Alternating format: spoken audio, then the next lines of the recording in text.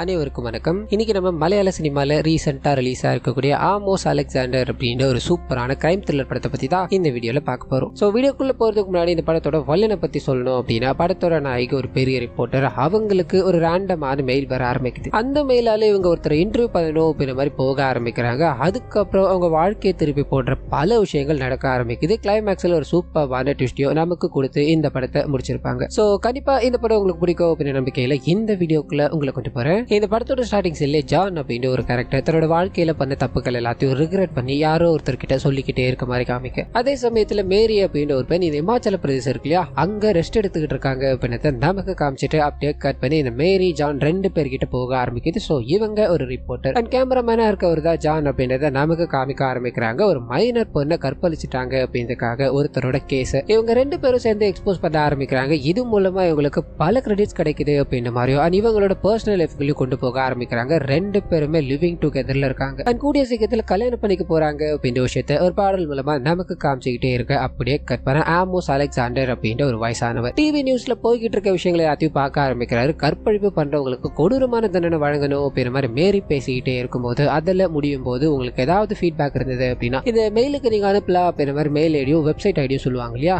அது எல்லாத்தையும் இந்த ஆமோஸ் கேட்க ஆரம்பிக்கிறாரு. அது கூடவே அவங்களுக்கு ஏதோ ஒன்றத்தை டைப் பண்ணி அனுப்பிக்கிட்டு இருக்காரு அப்படின்றத நமக்கு காமிக்க. அதே சமயத்துல இவர் வீட்டுல ஒரு பயங்கரமான வெறி நாய் ஒன்றத்தை வளர்த்துக்கிட்டு இருக்காரு. அந்த நாய்க்கு இவராவே சாப்பாடு வைக்கிறாரு. சாப்பிட்டு முடிச்சதும் நீ நல்லா சாப்பிட்டல அப்படின்ற மாதிரி தன்னோட கையால ஒரு பேட் இருக்கும், அதை வச்சு அந்த நாயை கொடூரமான முறையில அடிச்சு சாகடிக்கிறார் அப்படின்றத நமக்கு இங்க காமிச்சிட்டு அப்படியே கட் பண்ணி ஹீரோயின் கிட்ட போக ஆரம்பிக்குது. அவங்க நள்ளிரவுல தூங்கிக்கிட்டே இருக்கும்போது திடீர்னு தூக்க கலைஞ்சு போகுது. எழுந்துக்கிறாங்க. பட்டுன்னு ஒரு நோட்டிபிகேஷன் வர ஆரம்பிக்குது. அதை எடுத்து பார்க்கும்போது தான் அந்த ஆமோஸ் அலெக்சாண்டர் இருக்கா இல்லையா, அவர் எழுதின மெயில் அப்படின்றது புரிய ஆரம்பிக்குது. சோ அந்த மெயில்ல என்ன இருக்கும் அப்படின்னா, என்னோட பேரை நீங்க சர்ச் பண்ணீங்கன்னாவே நான் எப்பேற்பட்டவ அப்படின்றது புரியும். அண்ட் உங்களுக்காக நான் இந்த மேல ஏன் எழுதியிருக்கேன் அப்படின்னா, எனக்கு ஒரு உண்மையை சொல்லி ஆகணும். அது மூலமா உங்களுக்கு நிறைய பெனிஃபிட் இருக்கு. நீங்க என்ன பார்க்க வந்தீங்க அப்படின்னா அதை எல்லாத்தையும் நான் பண்ணி தரேன்னு சொல்லும்போது இவங்க அந்த நபரை பத்தி தேட ஆரம்பிக்கிறாங்க. அது மூலமா ஒரு பண்ணாத கிரைமே கிடையாது. எக்கச்சக்கமான கற்பழிப்புகள், கொலை, கொள்ளை, திருட்டு, ஆள் மாறாட்டம் அப்படின்ற எல்லாத்தையுமே ஒரு கலக்கி பல வருஷங்களை ஜெயில கடந்து வந்திருக்காரு அப்படின்ற விஷயங்கள்லாம் இவங்களுக்கு தெரிய ஆரம்பிக்குது. இதை இவங்களோட காதலன் கிட்ட சொல்லி இதை நம்ம பண்ணலாமான்னு கேட்டுக்கிட்டே இருக்கும்போது அந்த மனுஷன் எவ்வளவு நாளைக்கு தான் நம்ம கேமரா தூக்கிட்டு நியூஸ் பின்னாடி ஓடிக்கிட்டே இருக்கிறது, நமக்கு ஒரு நல்ல ஆப்பர்ச்சுனிட்டி வந்திருக்கு. ஆக்டர்ஸ்க்கு பெரிய பிஆர் ஆகணும் அப்படின்ற மாதிரியும் அரசியல்வாதிகளுக்கு கூட ஒர்க் பண்ணணும் அப்படின்ற மாதிரியும் கூப்பிட்டுக்கிட்டு இருக்காங்க. ஒரு ஆஃபர் வர வந்திருக்கு, நீ என்ன சொல்றன்னு கேட்கும்போது இவங்க யோசிக்கிறாங்க. சரி நம்ம வேணா ஒன்று பண்ணலாம். இந்த இன்டர்வியூ எடுத்து முடிச்சதும் நம்ம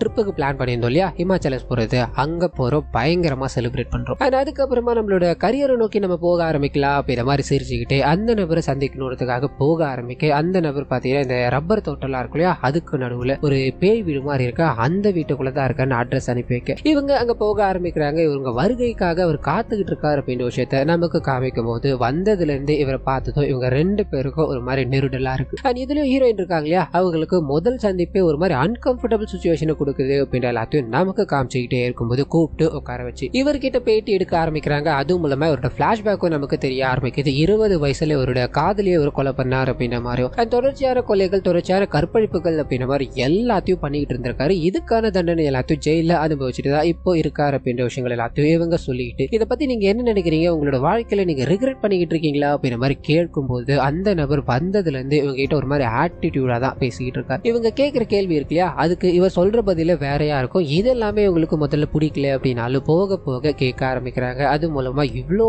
தப்பு பண்ண இல்லையா, இது எதுவுமே எனக்கு தப்பா ஃபீல் பண்ணவே இல்லை, என்னோட அகராதிப்பதி இது எல்லாமே கரெக்ட் தான், உங்களோட லாப்படி தப்பு அப்படின்றதுனால அதுக்கான தண்டனை அனுபவிச்சுட்டு தான் நான் இங்க இருக்கேன் இல்லையா. சோ இங்க நான் ஒரு தூய்மையானவன் அப்படின்ற மாதிரி சொல்லிட்டு சேர்ல சாஞ்சு கண்ணை மூடும்போது அப்படியே க்ளோஸ் அப்ல வெளியில காமிக்க ஆரம்பிக்கிறாங்க. வீட்டுக்குள்ள என்ன நடக்குது அப்படின்றத கொஞ்ச நேரத்துக்கு நமக்கு காமிக்கல. ஆனா கொஞ்ச நேரம் கழிச்சு ஆமோஸ் மட்டும் பயங்கரமா சிரிச்சுக்கிட்டே வெளியே வர ஆரம்பிக்கிறாரு. அவரோட கையில ஒரு பெரிய பேக், அதுல ஒரு பெரிய பேட் அண்ட் கூடவே ஒரு மாதிரி சொட்டர் எல்லாத்தையும் போட்டுக்கிட்டு அங்க இருந்து அப்படியே சிரிச்சுக்கிட்டே நடக்க ஆரம்பிக்க. இவங்களோட கார், அதாவது ரிப்போர்ட்டரோட கார் இருக்கு இல்லையா, அது ஓரமா நின்றுகிட்டே இருக்க மாதிரி நமக்கு காமிச்சிட்டு அப்படியே கட் பண்ணி ரிப்போர்ட்டரும் அவங்களோட காதலனும் ஒன்னா சந்திச்சுக்கிற மாதிரி காமிக்கிறாங்க. இவங்க வீட்டுக்கு வந்துட்டாங்க. ரிப்போர்ட்டர் எங்க தேடியுமே கிடைக்கல, லேட்டா தான் வீட்டுக்கு வராருன்னு இருக்கும். சோ இந்த விஷயங்கள் எல்லாத்தையும் அவர்கிட்ட கேட்கும் போது அந்த மனுஷனுக்கு பயங்கர கோபம் வருது. காரணம் என்ன அப்படின்றத ரிவீல் பண்ணல, அங்க என்ன நடந்தது அப்படின்றதையும் நமக்கு இப்போதைக்கு காமிக்கல. ஆனா இவங்க ரெண்டு பேருக்கு நடுவுல சண்டைகள் அதிகரிக்க ஆரம்பிக்குது. இது முழுக்க முழுக்க உன்னோட முடிவுதான், ஓ இந்த விஷயத்தை எடுத்துட்டு போய் மீடியாக்காரங்க கிட்ட சொல்லு, ஒரு பரபரப்புக்கு பஞ்சமில்லாத நியூஸ் கிடைக்கும் அப்படின்ற மாதிரி கத்திக்கிட்டே இருக்க. இவங்களும் எவ்வளவோ சமாதானப்படுத்தணும் ட்ரை பண்ணிக்கிட்டே இருக்க. இத்தோட முடிவுல சண்டை பெருசாக ஆரம்பிக்குது. இதுக்கு மேல நான் அவன் கூட வாழ விரும்பல, நம்ம 2 பேரும் பிரிஞ்சிடலாம் அப்படின்ற மாதிரி காதலன்னு சொல்லும்போது இவங்களால இதுக்கு மேல ஒரு வார்த்தை கூட பேச முடியல, நீங்க இருந்து கிளம்பலாம் அப்படின்ற மாதிரி அவரை அனுப்பி வச்சுட்டு நடந்த சம்பவங்களால இவங்க ஃபீல் பண்ணிக்கிட்டே இருக்க மாதிரியோ காதலன் போயிட்டா இல்லையா, அதுல இருந்து மூவ் ஆன் ஆகணும் அப்படின்றதுக்காக பல மெத்தட்ஸை கையாண்டுகிட்டு இருக்காங்க அப்படின்னு நமக்கு காமிச்சுக்கிட்டே இருக்க அந்த சமயத்துலதான் இவங்களோட ஃபேமிலிக்கு தெரிஞ்ச போலீஸ் அங்கிள் ஒருத்தர் இருக்காரு, அவர்கிட்ட போய் பேச ஆரம்பிக்க என்ன நடந்தது அப்படின்றத இவங்களே சொல்ல ஆரம்பிக்கிறாங்க. சோ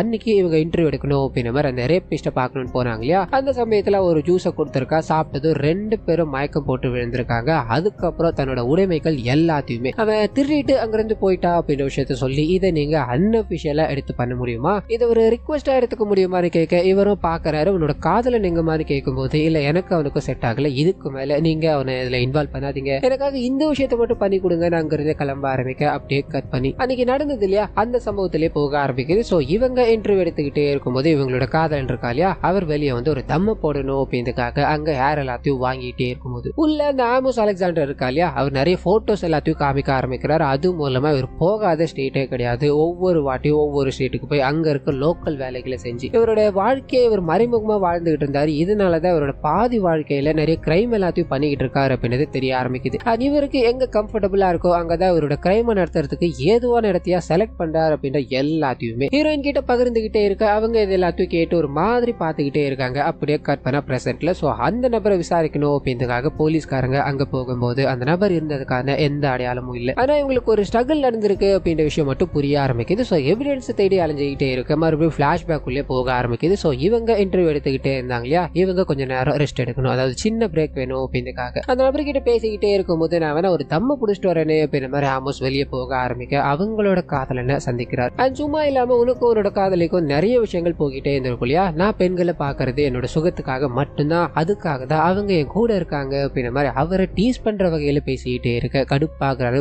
ஒரே அடி, நான் நீ அடிக்கணும் அப்படின்றதுக்காக தான் இவ்வளவு பேச்சு கொடுத்தேன், பரவாயில்லையாப்பா 75 வயசு ஆனாலும் பொறுமையா அடிப்போம் அப்படின்லாம் இல்லாம பயங்கரமா அடிச்சிட்டியாப்பா அப்படின்ற மாதிரி நான் உன்னை போறதுக்குள்ள திருப்பி அடிக்காம விட மாட்டேன் அப்படின்ற மாதிரி அங்க இருந்து கிளம்ப ஆரம்பிக்க காதலர்கள் 2 பேரும் சந்திச்சுக்கிறாங்க அண்ட் பேசிக்கவும் ஆரம்பிச்சுக்கிறாங்க. இதுக்கு மேல இது கண்டினியூ பண்ணலாமா வேணாமா அப்படின்னு முடிவெடுக்கலான்னு போகும்போது அந்த நபர் ஜூஸோட வர ஆரம்பிக்கிறாரு. ஜூஸை முன்னாடி வச்சுட்டு என்னோட வீட்டுக்கு வந்திருக்கவங்க நீங்க, உங்களுக்கு நான் அன்கம்ஃபர்டபுளான சிச்சுவேஷனை நிறைய ஏற்படுத்தி இருக்கலாம், அது எல்லாத்துக்குமே இது மூலமா பிராய்ச்சத்தை தேடிக்கோங்க அப்படின்ற மாதிரி ஜூஸை அங்க ஆளுக்கு பாதியா வச்சு குடியின்னு வற்புறுத்திக்கிட்டே இருக்கும்போது இவங்க குடிக்கிறதா தெரியல. அது அப்படியே கட் பண்ணி பிரசன்ட்டுக்கு போக ஆரம்பிக்குது. இங்க அவங்க சொல்லதெல்லாம் உண்மைதானோ அப்படின்ற மாதிரி அந்த வீடியோவை மறுபடியும் பிளே பண்ணி பார்த்துக்கிட்டே இருக்கு. அதுல ஒரு நிறைய பெண்களை கற்பழிச்சிருக்க அப்படின்ற மாதிரி கன்ஃபஸ் பண்ணியிருப்பார் இல்லையா, அந்த கற்பழிச்ச எல்லாரோட பெண்களோட புகைப்படத்தையும் அவர் வீட்டுல வரைஞ்சிருக்காருன்னு இருக்கும். சோ அந்த விஷயத்தை இவங்க போற போக்குல கண்டுபிடிக்க ஆரம்பிக்கிறாங்க. இங்க ஒரு பயங்கரமான விஷயம் என்ன அப்படின்னா அந்த இடத்துல ஹீரோயினோட முகம் வரையப்பட்டிருக்கு. பார்த்ததும் பயங்கர ஷாக்ல இருக்கும்போது சோ என்ன நடந்திருக்கலாம் அப்படின்றது இவங்களுக்கு புரிஞ்சு போயிடுச்சு. அப்படியே கட் பண்ணி பிளாஷ்பேக் உள்ள சோ அந்த ஜூஸை குடிக்கலாமா வேணாமான்னு சிந்தனையில இருந்தாங்க இல்லையா, இந்த மனுஷனும் என்ன பண்றதுன்னு யோசிக்கிறாரு. சரி நீங்க சந்தேகப்படுறீங்கன்னு நினைக்கிறேன், நான் வேணா குடிச்சு காமிக்குவான் குடிக்கலான்னு போகும்போது 2 பேரும் இதை பாக்குறாங்க. சரி ஓகே அப்படின்ற மாதிரி ஜூஸை குடிக்க ஆரம்பிக்கிறாங்க. கட் பண்ண பிரசன்ட்ல சோ ஹீரோயின் நம்ம கிட்ட ஏதோ ஒரு விஷயத்த மறைக்கிறாங்க அப்படின்றத அவர் புரிஞ்சுக்கிட்டு அவங்க கிட்ட போய் நடந்த விஷயங்கள் எல்லாத்தையும் கேட்கும் போது சோ இதனாலதான் அவரோட காதலன் விட்டு போயிட்டானா,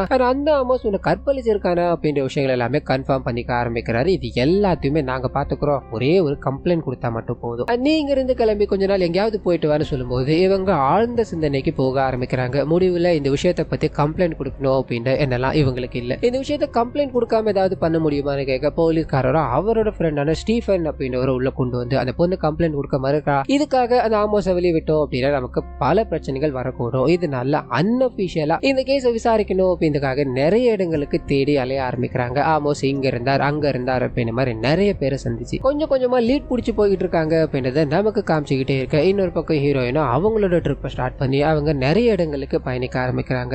அது கூட பிளாஷ்பேக்குள்ளேயும் போக ஆரம்பிக்குது. அந்த நபர் இவங்களுக்கு ஜூஸ் எல்லாத்தையும் கொடுத்துட்டா இல்லையா, இவங்களை உட்கார வச்சு இன்டர்வியூ எடுத்துக்கிட்டே இருக்கும்போது அப்பதான் எதுக்காக இவங்களை இங்க கூட்டு வந்தார் அப்படின்ற விஷயத்த அவங்க கிட்ட சொல்ல ஆரம்பிக்கிறாரு. இவர் நிறைய ஊர்களுக்கு மாறு விஷயத்துல பல வருஷங்கள் வாழ்க்கையை கடந்திருக்காருன்றீங்களா, அதுல ஒண்ணுதான் கல்கத்தால இருக்க ஒரு இடம் இருக்கும். சோ அந்த இடத்துல ஒரு பொண்ணை சந்திக்கிறாரு. அவங்களோட பேர் லக்ஷ்மி அப்படின்றது. எல்லார போலவும் அவளே அடையணும் அப்படின்ற ஆசை எனக்குள்ள இருந்துகிட்டே தான் இருந்தது. ஆனா அவ கூட பேச ஆரம்பிச்சதுக்கு அப்புறம் தான் என்னையே நான் மறந்து ஒரு உலகத்துக்குள்ள போக ஆரம்பிச்சேன். அவன் மேல இருக்க அந்த வேர்வை துளிகள் எனக்கு இந்த களிமண் ஸ்மெல் இருக்கு அதை கொடுத்துக்கிட்டே இருக்கோ அப்படின்ற மாதிரி அவங்கள பத்தி பேசிக்கிட்டே அதே மாதிரிதான் நீயும் இருக்கன்னு சொல்லிக்கிட்டே இருக்கும்போது இவங்க இதுக்கு மேல இதை கேட்க விரும்பல. அது எதுக்காக வந்தோமோ அதை தாண்டி வேற இடத்துக்கு போய்கிட்டு இருக்கு அப்படின்னு புரிஞ்சுக்கிட்டு இதுக்கு மேல இந்த விஷயத்த நான் டெலிகாஸ்ட் பண்ண மாட்டேன் பெரு மாதிரி கேமரா எல்லாத்தையும் எல்லாத்தையும் ஆஃப் பண்ணிட்டு தன்னோட காருக்கு போய் உட்காடுறாங்க. தன்னோட காதலனுக்காக வெயிட் பண்ணிட்டு இருக்காங்க. ஆனா அதே சமயத்துல இவங்களோட காதலன் கிட்ட போக ஆரம்பிக்குது. அவன் பாத்தீங்கன்னா வீட்டோட இன்னொரு டைரக்ஷன்ல இருப்பான். ரொம்ப நேரம் ஆச்சு, சரி உள்ள போகலாமே ட்ரை பண்ண இவரோட காதலிய காணும். வீடு முழுக்க ஒரு மாதிரி அமைதியா இருக்கு, இருட்டா இருக்கு, ஒன்னும் பண்ண முடியாம என்ன நடக்குது இங்க